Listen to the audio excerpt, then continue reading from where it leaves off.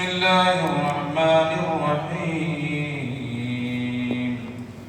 ഇന്ന് മുഹറം 1 ഇന്നലത്തോടുകൂടി ഒരു വർഷം കഴിഞ്ഞ് നമ്മുടെ ജീവിതത്തിൽ നിന്ന് ഒരു വർഷം ഒരു വയസ്സ് കുറഞ്ഞു എന്ന മരണത്തിലേക്ക് അടുക്കുക. അല്ലാഹു സുബ്ഹാനഹു വ തആല അവന്റെ ത്വാഅത്തിലായി പൊരുത്തത്തിലായി ഈ വർഷവും ജീവിക്കാൻ നമുക്ക് തൗഫീഖ് നൽകട്ടെ. എല്ലാ സമയത്തും നമ്മൾ ദുആ ചെയ്യേണ്ടതാണത്. അവന്റെ ത്വാഅത്തിലായി പൊരുത്തത്തിലായി റസൂലുള്ളാഹി സ്വല്ലല്ലാഹു അലൈഹി വസല്ലമ തങ്ങൾ പറഞ്ഞു, നബി ഹുറൈറ റളിയല്ലാഹു അൻഹു അഅദറല്ലാഹു ഇല അംരിൻ അഖറജ ലഹു ഹത്താ ബലഗ 60 സന. 60 വയസ്സ് വരെ ആയുസ് കൊടുത്ത വ്യക്തിക്ക് പിന്നെ അല്ലാഹു ഒരു ഒഴിവ് കഴിവുകളും കൊടുക്കുകയില്ല.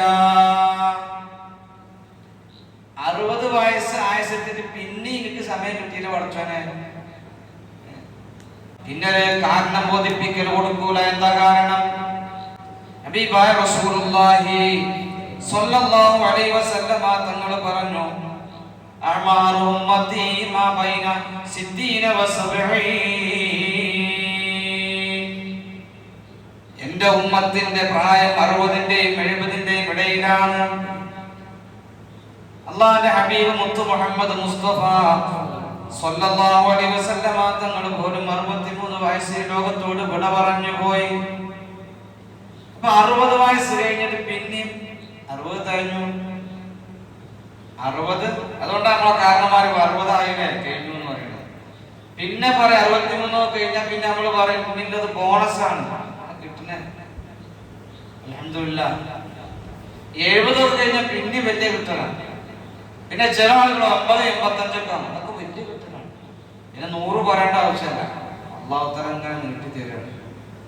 ശരിക്ക് ശരാശരി ഒരു 85-90% ആളുകളെ മരണ ഈ സമയത്തായിരിക്കും 60ന്റെയും 70ന്റെയും ഇടയിലായി.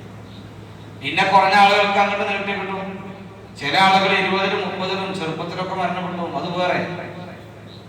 അതാണ് എന്റെ ഉമ്മത്തികളുടെ പ്രായം 60ന്റെയും 70ന്റെയും ഇടയിലാണ്. അതുകൊണ്ടാണ് 60 വയസ്സിനെ പിന്നെ ഒരു ഒഴിവ് കഴിവില്ല എന്ന് പറഞ്ഞത്. എനിക്ക് സമയം കിട്ടിയില്ല, എനിക്ക് നേരം കിട്ടിയില്ല, എനിക്ക് ആയുസ് കിട്ടിയില്ല എന്ന് പറഞ്ഞ കാര്യമില്ല. അവലം നുഅമ്മിർകും മാ യതദക്കറു ഫീഹി മൻ തദക്കർ വജാഅകുമുൻ നദീർ.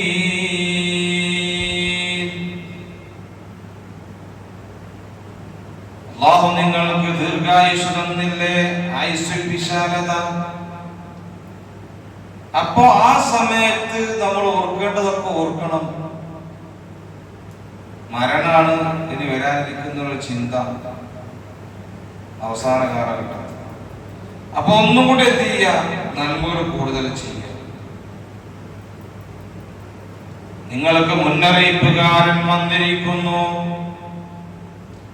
വാർദ്ധക്യത്തിലേക്ക് അടുക്കുമ്പോ നമുക്ക് വരുന്ന മുന്നറിയിപ്പുണ്ട്, പല നിലക്കുണ്ട്. ഹബീബായ റസൂലുള്ളാഹി സ്വല്ലല്ലാഹു അലൈഹി വസല്ലമ തങ്ങൾ മുന്നറിയിപ്പുകാർ എന്ന് മുഫസ്സിരിങ്ങൾ പറയുന്നുണ്ട്. അതല്ല, നിങ്ങളുടെ ശരീരത്തിലെ നരബാധിക്കുന്ന രോമങ്ങൾ അതെന്താവുന്നു ഒരു മുന്നറിയിപ്പുകാരനാണ്. അതുകൊണ്ടാണ് നമ്മൾ കഴിഞ്ഞ ക്ലാസ്സിൽ പറഞ്ഞു, ഖൈറുക്കും മൻ ത്വാല ഉംറുഹു വ ഹസന അമലുഹു. ജീവിതത്തിലെ അവസാന ഘട്ടത്തിൽ, അതായത് പ്രായമാകുമ്പോൾ